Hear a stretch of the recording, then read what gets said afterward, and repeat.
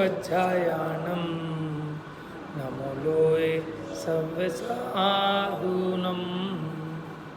एष सुरासुरमणुषन् वन्दितं धोदघायिकं मलं प्रणमामि वड्डमाणं तित्थं धम्मस्कतारम्।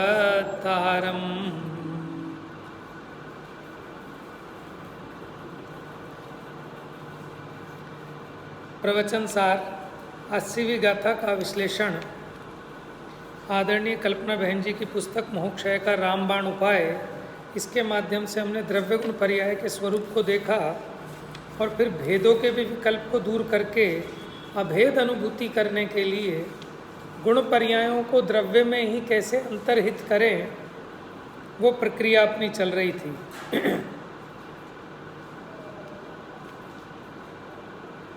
पेज नंबर 51, सबसे नीचे का पैराग्राफ।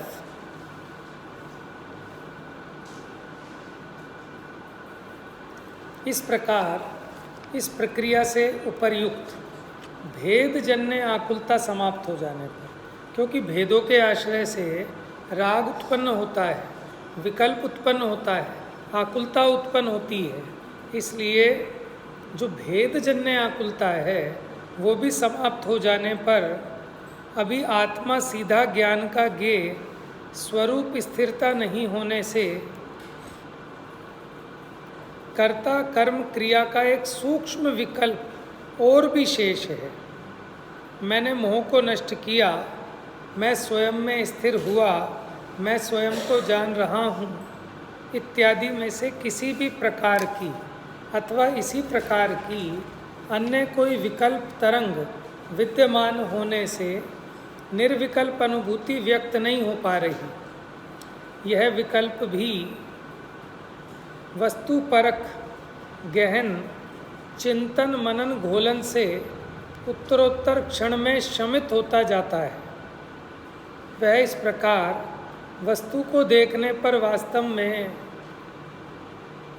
वहाँ ये तीन भेद कहाँ है, इस संदर्भ में इन्हीं आचार्य अमृतचंद्र ने समय सार में लिखा है, यह परिणमति सकर्ता यह परिणामो भवेत्तु तत्कर्म या परिणति क्रिया सा त्रयमपि भिन्नम न वस्तुतया। जो परिणमित होता है वो करता है और उसका जो परिणाम है वह कर्म है, और जो परिणति है वह क्रिया है। परिणति माने एक परिणाम से दूसरे परिणाम रूप जो चेंज होता है उसका नाम परिणति है। वस्तु की अपेक्षा तीनों भिन्न भिन्न नहीं हैं, एक ही हैं।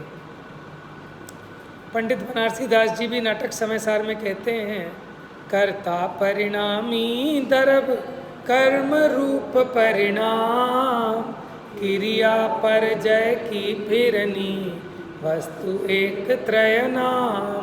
वस्तु तो एक है लेकिन इसके तीन नाम हैं। क्या क्या? द्रव्य गुण पर्याय अथवा कर्ता कर्म क्रिया।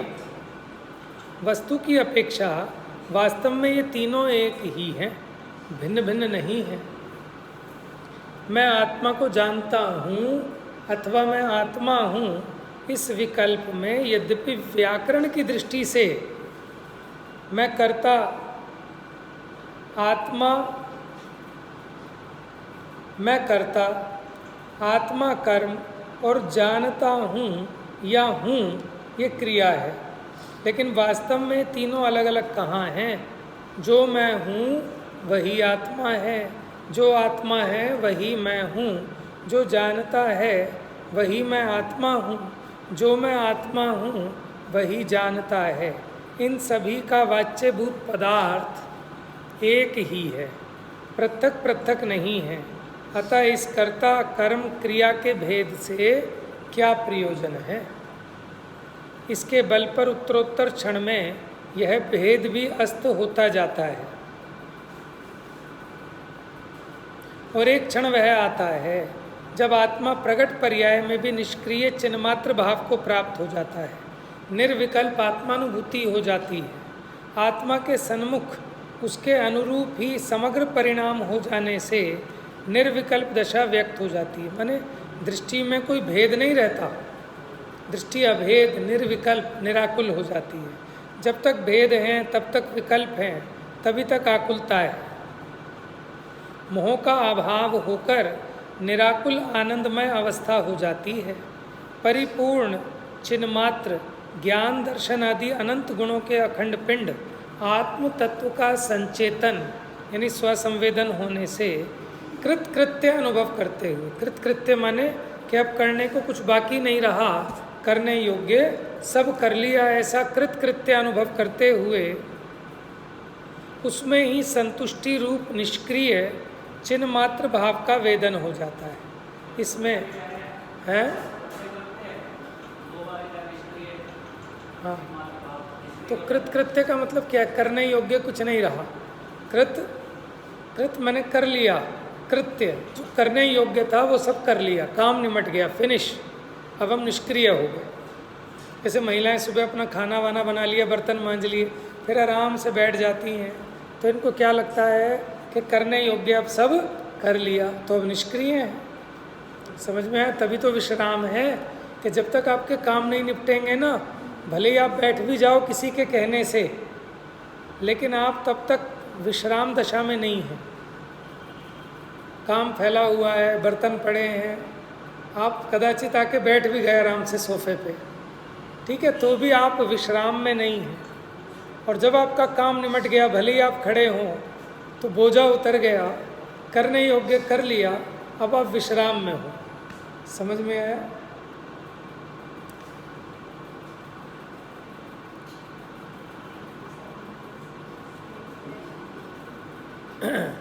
तो ऐसे ही जब ये जीव कृतकृत्य हो जाता है कि अब करने धरने का कोई विकल्प नहीं रहा, इसी का नाम है करने लायक सब कर लिया, बस इसी का नाम है निष्क्रिय हो गया। ये अपोजिट नहीं है, ये समानार्थी है। देखो, जिसका अभी काम पेंडिंग है, जिसको दिख रहा है काम पेंडिंग है, वो निष्क्रिय नहीं हो सकता, है ना। तो इसलिए पहले दृष्टि में आपको ये समझ में आ जाना चाहिए कि मैं कुछ करता ही नहीं था, मात्र करने का मिथ्या विकल्प करता था, वो भी अध्यवसान था, दुख का कारण था। तो अब करने को क्या रहा? जिसको ये समझ में आ गया कि मैं कर नहीं सकता, मैंने कुछ किया नहीं, लेकिन अपनी अज्ञानता से माना था, तो बताओ वो कृतकृत्य हो गया कि नहीं हो गया? हो गया। कर तो सकता ही नहीं था, बिना मतलब का बोझा लेके बैठा था। अब इसको समझ में आ गया कि जिसे मैं मेरा काम मान रहा था, ये मेरा काम ही नहीं है, तो निमट गया कि नहीं निमट गया?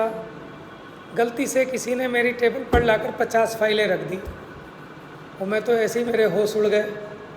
लेकिन जब पता चला साहब ये आपकी नहीं है, पियोन कहने लगा दूसरे साहब के पास लेके जा रहा था, ज़रा रख ली मैंने ऐसे ही। तो जब मुझे पता चला कि ये मेरी फाइलें नहीं हैं, अभी मैंने कुछ नहीं किया उसमें, लेकिन बिना किए ही काम निमट गया कि नहीं निमट गया? बोझा उतर गया कि नहीं उतर गया? जैसे वो बुढ़िया कह रही थी, कौन धुनेगा कौन बुनेगा।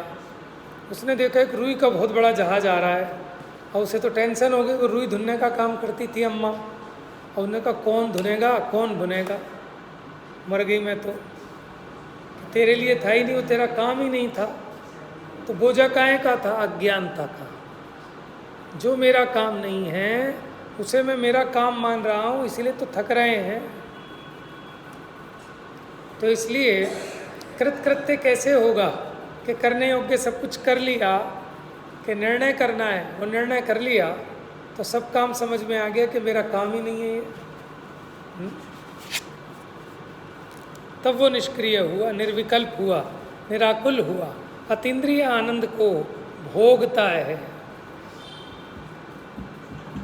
ठीक है ना। अभी महिला खाना बनाते बनाते खाएं, उसमें मज़ा है कि वहीं वो बेलन बर्तन छोड़ के खाना खाएं, उसमें मज़ा है? बताओ कि दोनों में ही मज़ा नहीं है। मज़ा कब है कि सारा काम निमट जाए, फिर चाहे वो ठंडी हो, रूखी हो, सूखी हो, तब मज़ा है। क्यों? क्योंकि निराकुलता भोजन में से नहीं आती, आनंद भोजन में से नहीं आता, वो यहाँ से आता है। समझ में आया? आकुलता में कितना भी अच्छे से अच्छा पकवान हो, वो आपको आनंददायक नहीं होगा।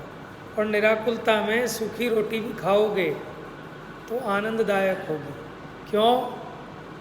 कि वो स्वाद रोटी में से नहीं आता, वो स्वाद यहाँ से आता है। समझ में आया? नहीं तो कड़वी लगेगी। बढ़िया मीठा व्यंजन भी स्वाद नहीं देने वाला।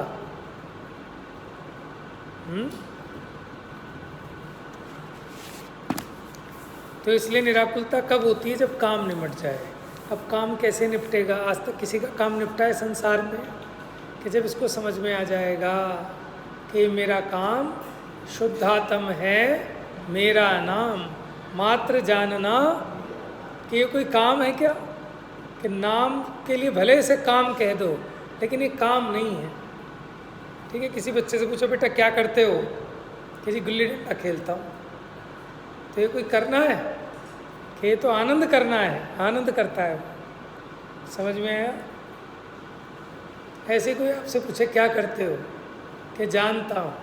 तो जानने में कोई करना है? माने करने का मतलब मरना। जो जानता है सो जीता है, जो करता है सो मरता है। वास्तव में तो ये जानने रूप क्रिया का ही करता हूँ, उसका करता भी क्या हूँ? तो सहज हो ही रहा है, उसका कोई बोझा थोड़ी है।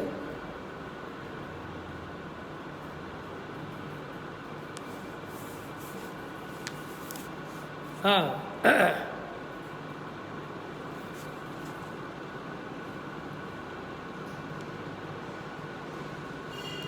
यही शुद्धोपयोगमय सम्यक रत्नत्रय संपन्न अतीन्द्रिय, माने जिसमें इंद्रिय और मन की जरूरत नहीं, निराकुल आत्मोत्पन्न माने आत्मा से उत्पन्न आनंदमय दशा है। पंडित दौलत राम जी छठवीं ढाल में कहते हैं, 6 ढाला की, जिन परम पैनी सुबुद्धि छैनी डार अंतर भेदिया वर्णादि अनुरागादि ते निज निज माही निज के हेतु निज कर आपको गुण गुणी ज्ञाता ज्ञान ज्ञेय मझार। क्या कहते हैं? कि जिसने परम पैनी सुबुद्धि छैनी माने भेद ज्ञान रूपी छैनी डार अंतर भेदिया, अंदर से भेद कर दिया, श्रद्धा से भेद कर दिया, ज्ञान से भेद कर दिया। किस किस का? निज का और पर का, स्वभाव का और परभाव का, वर्णादि अनुरागादि ते निज भाव को। तो उसको समझ में आ जाता है कि वर्णादि से लेकर रागादि तक ये जो 32 भाव हैं ये मेरा स्वरूप नहीं है, बस न्यारे हो गए। फिर निज माँ ही, हाँ 29 32 सुनाई दिया सबको? इधर इन्हें 29 से सुनाई दिया है। चलो महिलाओं को 32, आपको 29। अब बताओ ऐसा कैसे पॉसिबल है? आपको 32,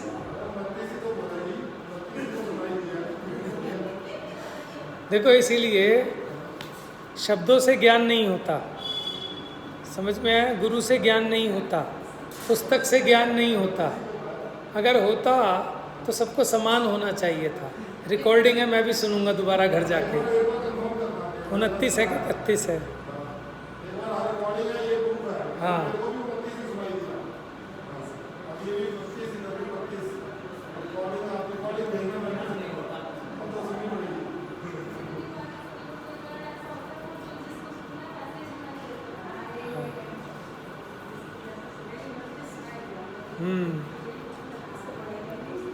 ऐसे ही है। हाथ में चाबी होती है, चाबी ढूंढते रहते हैं। नाक पे चश्मा होता है और चश्मा ही ढूंढते रहते हैं। ऐसे ही है। देखो ज्ञान ज्ञेयों से होता तो ज्ञेय तो सामने है, लेकिन ज्ञान यहाँ से होता है।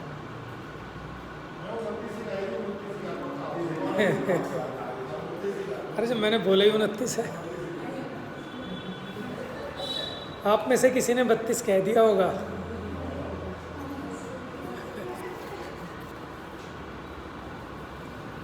हाँ जी, है तो असंख्यात, 32 तो गिनाए हैं जीवा जीवाधिकार में, है तो असंख्यात। अब 32 बोल दिया, हाँ अब इनके चक्कर में बोल दिया।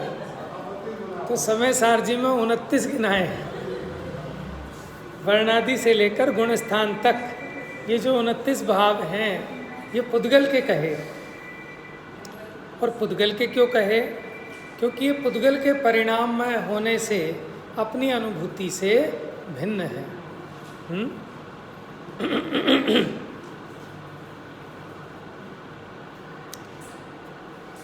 निज माही निज के हेतु निज कर आपको आप ही कहो, यानी अपने में, अपने लिए, अपने से, अपने आप को अपने आप ही ग्रहण करता है। गुण गुणी, ज्ञाता ज्ञान ज्ञे, इनमें कुछ भी भेद ना रहे। जहाँ ध्यान ध्याता ध्येय को न विकल्प वच भेद, चिद भाव कर्म चिदेश करता चेतना क्रियाता, तीनों अभिन्न खिन्न सुख उपयोग की निश्चल दशा प्रगति, जहाँ दृग ज्ञान व्रत ये तीन धार।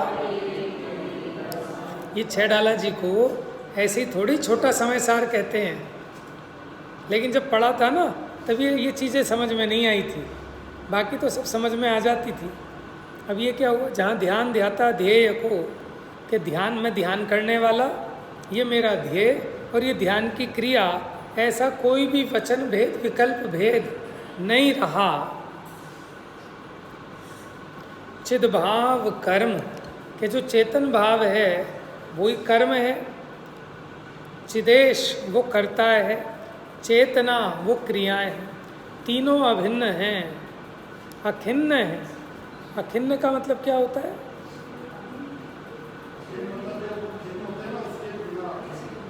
माने सुखरूप हो गया। खिन्न माने खेद, अखिन्न माने खेद से रहित, निर्खेद, अखेद, हाँ सहज कह लो। शुद्ध उपयोग की निश्चल दशा, ये शुद्ध उपयोग की निश्चल दशा है।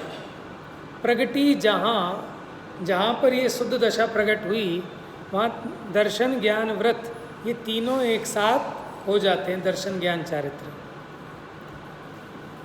परमाण नय निक्षेप को न उद्योत अनुभव में दिखे, दृग ज्ञान सुख बल मैं सदा नहीं आन भावजू, मैं साध्य साधक मैं अबाधक, कर्म अरुत सुफल नित्य, चिद पिंड चंड अखंड सुगुण करण च्युत पुनि कलनित। देखिए ये बड़ी कठिन लगी थी हमें याद करने में। अरे हमने याद करी थी शिखर जी 99 में, वो आपके यहाँ थे ना एक अंकल जी, क्या नाम है उनका, सुशील बुढ़े से जो है, वो भी गए थे हमारी बस में। उस्मानपुर से एक बस गई थी वैसी शिखर जी यात्रा पे, तब हम उनके साथ गए थे। वो भी पीछे छेडाला पढ़ते रहते थे, हमारी सीट के पीछे बैठे थे, और वो पढ़ते थे। सुनील जी भाई सब पढ़ाते थे जब यहाँ रामगली में छेडाला पढ़ाई होगी ना, तो उनसे छेडाला पढ़ते थे। हमने स्वाध्याय भवन उस्मानपुर में ऋषभ शास्त्री जी से पढ़ी थी, तो हम भी याद कर रहे थे, वो भी याद कर रहे थे, तब दोस्ती हो गई थी हमारी। तो हम पहाड़ पे चढ़ते जाते थे, मैं और मुकेश दोनों ही थे, तो रास्ते में हम याद करते जाते थे छह ढाल।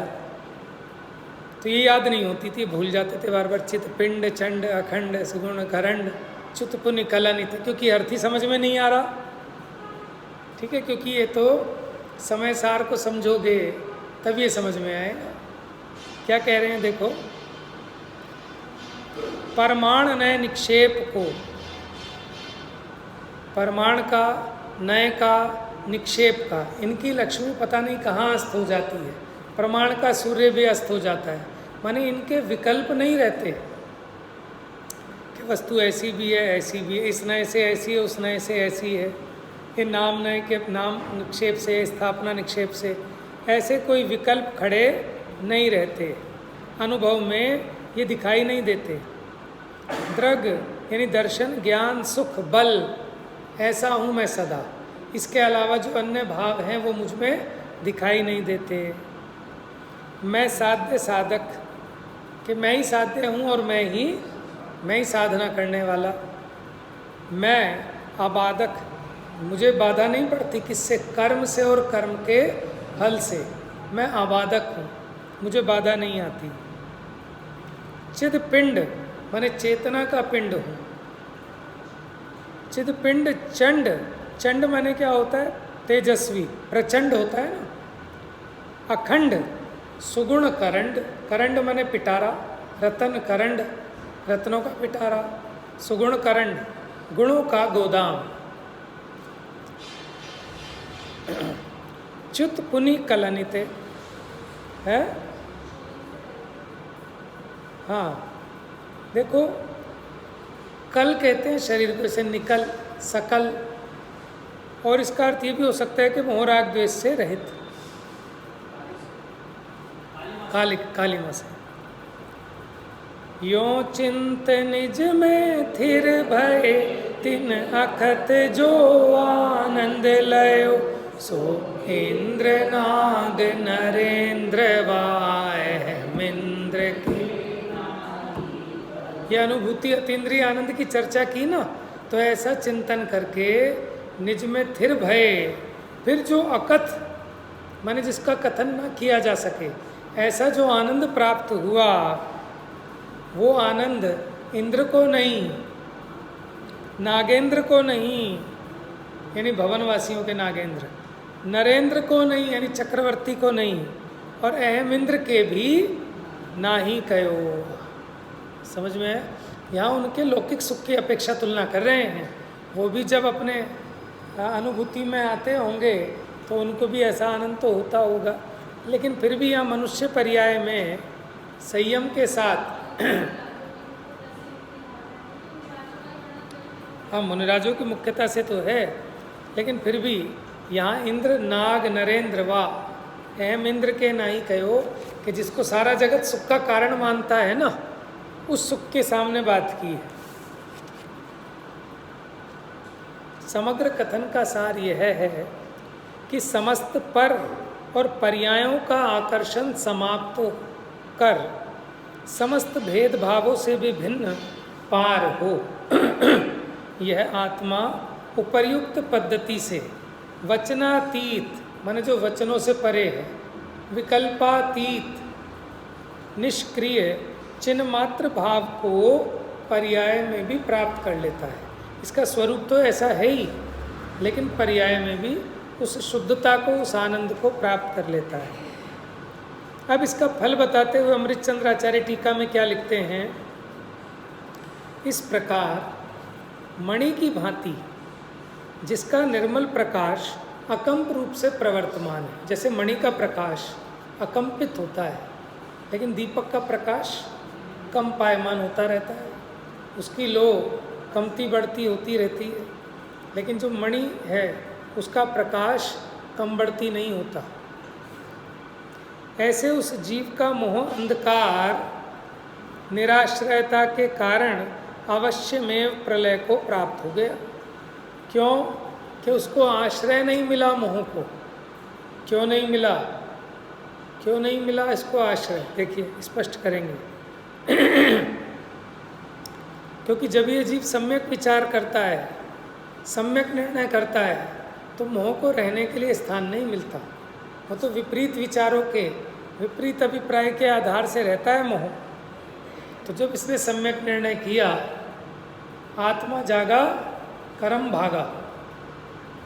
जैसे स्वयं स्वभाव से प्रकाशमान रत्नमणि का प्रकाश अकंप होने से वहाँ अंधकार का प्रवेश नहीं हो सकता, उसी प्रकार चिन्मात्र भाव को प्राप्त इस जीव के पूर्वोक्त प्रकार से प्रगट द्रव्यत्व, गुणत्व, पर्यायत्व का ज्ञान रूपी प्रकाश, माने इसके उपयोग में जब तक द्रव्य गुण पर्याय का ज्ञान प्रकाश रहता है तो मोह रूपी अंधकार निराश्रित हो जाने के कारण नष्ट नहीं होता।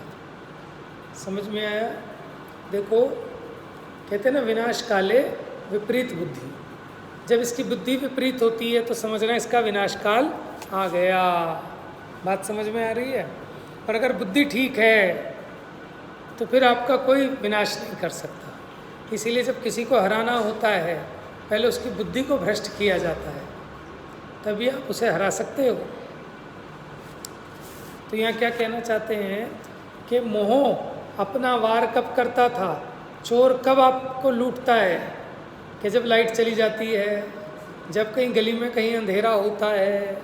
ऐसे ही मोह कहाँ रहता है कि जहाँ अज्ञान अंधकार है, और जब अज्ञान अंधकार को दूर कर दिया तो वहाँ मोह रूपी लुटेरा कुछ नहीं कर सकता। हाँ, तो ये भेद ज्ञान सतत विद्यमान रहने से मोह रूपी अंधकार निराश्रित हो जाने के कारण अब किसके आश्रय से रहेगा वो मोह, नष्ट हो जाता है। द्रव्य गुण पर्याय के स्वरूप की प्रतीति नहीं होने पर भेद भावों में उलझने से ही मैं इसे अपना लूँ, मैं इसे हटा लूँ, ये अच्छा है, ये बुरा है, इसे प्राप्त कर लूँ, इसे नष्ट कर दूँ, इन रूपों में मोह व्यक्त रहता है। ये सब मोह के ही चिन्ह हैं। इससे विपरीत जब ये प्रतीति हो जाती है कि सभी द्रव्य एक समान अनादि अनंत अनंतानंत वैभव संपन्न हैं, सभी पर्याय एक समयवर्ती परस्पर एक दूसरे में प्रविष्ट नहीं होती, अपने अपने समय पर बंधी हुई गांठ के समान पूर्ण व्यवस्थित है, उनमें किसी भी रूप में इच्छानुसार परिवर्तन संभव नहीं है, तथा उन सभी में द्रव्य और गुण ही व्याप्त हैं। द्रव्य गुण के विशेष प्रकार के परिणमन के अतिरिक्त पर्याय और कुछ भी नहीं है। क्या कह रहे हैं? द्रव्य गुण के विशेष प्रकार के परिणमन के अतिरिक्त पर्याय कुछ भी नहीं है। सोने का आपने कुछ इस तरह का परिणमन बनाया, वही कड़ा है, और कोई तो अलग से कोई चीज़ है नहीं कड़ा। जो आपके पास मिश्री थी या मावा था, आपने उसका ही कुछ इस प्रकार से कोई डिज़ाइन बनाया, उसी का नाम मिठाई है। कोई अलग से तो कोई मिठाई कुछ आई नहीं। तो फिर अच्छे बुरे रूप में देखने का अवसर कहाँ है? इत्यादि रूप में दृढ़ प्रतीति से मोह को टिकने के लिए कोई आश्रय शेष नहीं रहा। आश्रय के अभाव में वह स्वयं नष्ट हो गया, अर्थात अगले समय में प्रकट नहीं हो सका। देखो, मोह का नाश करना है कि मोह तो हर समय एक एक पर्याय में उत्पन्न हो रहा है, तो आपने नाश नहीं करना, आपने बस ऐसा करना है कि अब नया मोह पैदा ना हो सके, सजग रहना है। तो पहले वाला मोह तो नष्ट हो ही रहा है, उसको क्या नष्ट करना। बस जब आपकी दृष्टि में अपना स्वरूप था तो नवीन मोह पैदा नहीं हुआ, उसी को हमने कह दिया कि मोह का नाश कर दिया।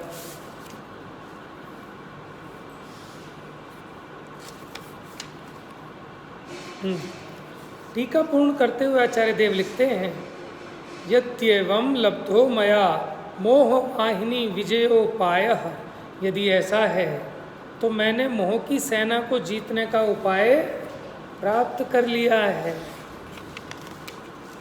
इस वाक्य द्वारा मानो आचार्य देव ये कह रहे हैं कि अनादि काल से चले आए अनंत दुखमय और दुख का कारण होने से पहले मुझे ऐसा लगता था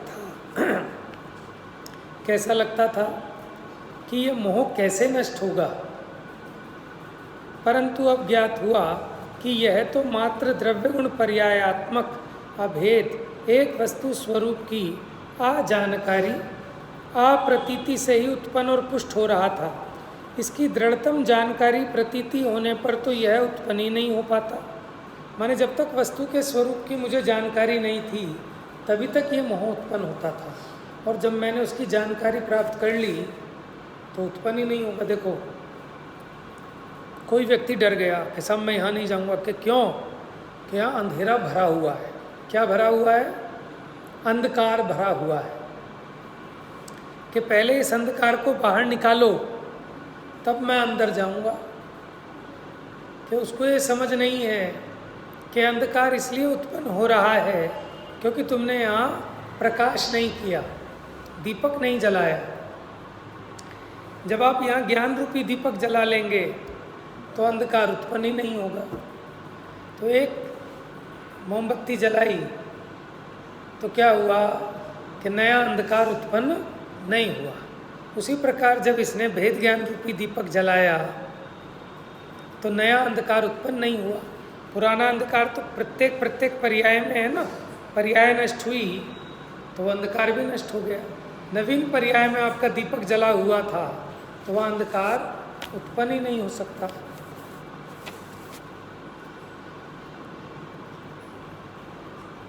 मैंने अनंत भगवान के माध्यम से द्रव्य गुण पर्यायात्मक अभेद एक वस्तु स्वरूप को विधिवत जान लिया है, इसकी प्रतीति कर ली है। इसी में स्थिरता के कारण अब मुझ में दर्शन मोह, चारित्र मोह, किसी भी प्रकार का मोह व्यक्त नहीं हो सकेगा। माने समस्त मोह के अभाव का उपाय है ये। आ गया ना, दर्शन मोह, चारित्र मोह, किसी भी प्रकार का मोह व्यक्त नहीं हो सकेगा। मैंने उसके सभी भेद प्रभेदों को नष्ट करने का उपाय प्राप्त कर लिया है, क्योंकि मोह की सेना को जीतने का उपाय कर लिया है। अभी पूर्ण स्वरूप स्थिर नहीं हो पाने से यद्यपि भूमिका अनुसार मोह शेष है, फिर भी उसे भी नष्ट करने का उपाय यही है। जिस उपाय से दर्शन मोह नष्ट होगा उसी उपाय से चारित्र मोह नष्ट होगा, नित्य स्वरूप में रमने से। अतः मैं इस दिशा में पूर्णतया सक्रिय हूँ। तो अमृत चंद्राचार्य की तत्व प्रदीपिका टीका पूरी हुई। अब 2-2.5 पेज में ये कल जयसेनाचार्य की तात्पर्य वृत्ति टीका का संक्षिप्त सार भी पूरा करेंगे। तो हमारे 10-15 दिन हो गए इसमें। क्या था, कुछ प्रोग्राम था ना अपने यहाँ, उसके बाद स्टार्ट किया था हमने इसको। क्या हुआ था अभी?